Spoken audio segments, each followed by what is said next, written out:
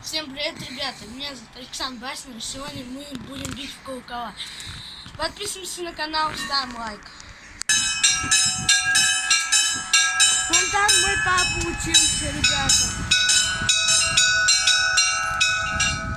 Тут дом какой-то незнакомый. Какая красота, ребята. Давайте туда сходим. Куда? А там что? Не надо, Саш. Сегодня я засниму. Вот. Смотрите, ребята.